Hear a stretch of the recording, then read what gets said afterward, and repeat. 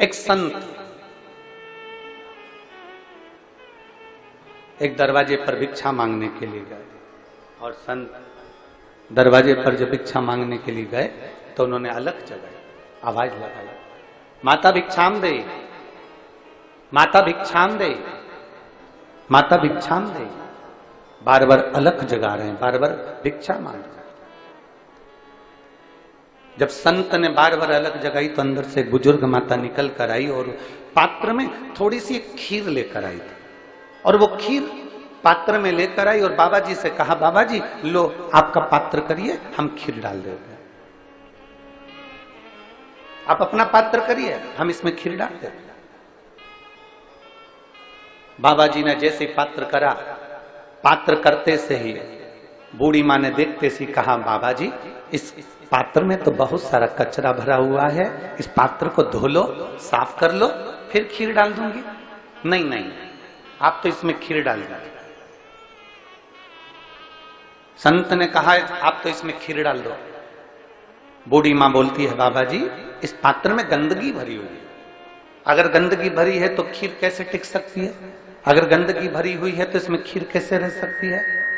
अगर गंदा है ये तो इसमें खीर कैसे रहेगी? खीर तो बेकार हो जाएगी, खीर तो बेकार, सब दूर, उसको कोई खाने के लायक नहीं बचेगा, उसको कोई खाएगा, खीर तो बेकार हो जाएगी।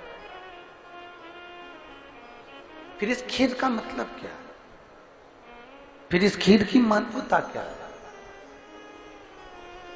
बाबा जी आप इस पात्र को साफ कर लीजिए, आप इस पात्र को धो लीजिए, मैं इस पात्र में खीर डाल दूंगा। बाबा कहते हैं नहीं नहीं नहीं, आप तो इस पात्र में खीर डाल दो। नहीं, खीर बेकार हो जाएगी, खीर गंदी हो जाएगी, खीर खाने के लायक नहीं रहेगी, खीर बेकार। बूढ़ी माँ बार बार जिद कर रही है, बाबा जी बार बार कह रहे हैं। आखिरी में बूढ़ी माँ ने बाबा जी से पूछा कि मेरे दरवाजे पर तुम रोज भिक्षा मांगने आते हो, पर आज इस पात्र में कचरा लेकर क्यों आ गए जिसमें तुम खीर ले रहे हो? तो बाबा जी ने कहा, माँ मैं तेरे दरवाजे से रोज निकलता था और निकलता था तो मैं रोज भगवान का नाम लेते हुए जाता था, तू मेरे उस नाम को गुनगुनाती रहती थी, पर मैं तेरे दरवाजे से जब वापस निकल कर जाता था तो तेरे दरवाजे से झगड़े की आवाज आती थी, लड़ाई की आवाज आती थी, अपशब्द की आवाज आती थी, आड़े टेढ़ी बातों की आवाज आती थी। इसलिए माँ मैं ये कचरे का पात्र लेकर आया हूं। तो इससे क्या बताना चाहते हो? बाबा जी ने कहा, माँ मैं ये बताना चाहता हूं कि पात्र में कचरा भरा है तो खीर इसमें अच्छी नहीं रह सकती। उसी तरह मन में अगर निंदा, कपट, चुगली, बेईमानी भरी है तो भगवान का नाम इसमें नहीं रह सकता,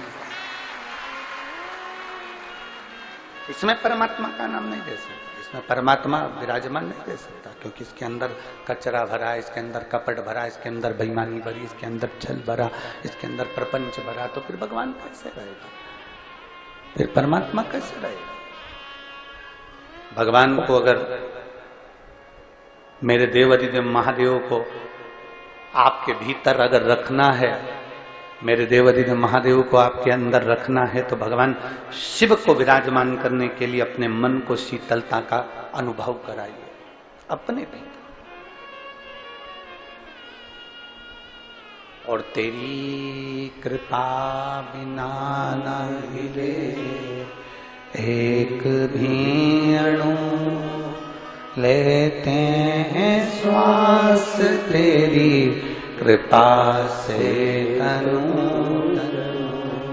हे गंगाधार मुक्ति द्वार ओंकार तू, बोले ओंकार तू, आयो शरण तेरा शंभु तार तार तू।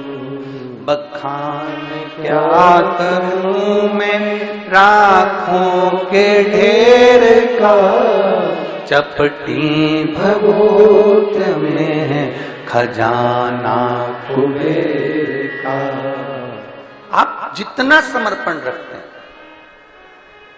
इस चित्त को जितना क्लीन रखेंगे, इस मन को जितना साफ रखेंगे, इस हृदय को जितना क्लियर रखेंगे, इस मन को जितना निर्मल रखेंगे, मेरा शिव उतना आपके करीब आता चला जाए।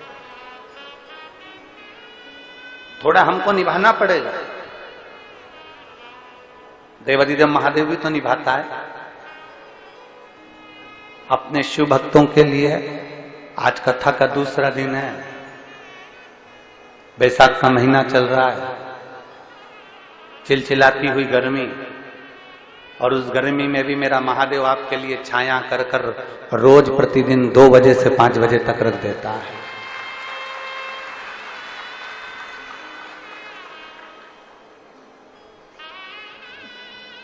अपनी चित्तवृत्ति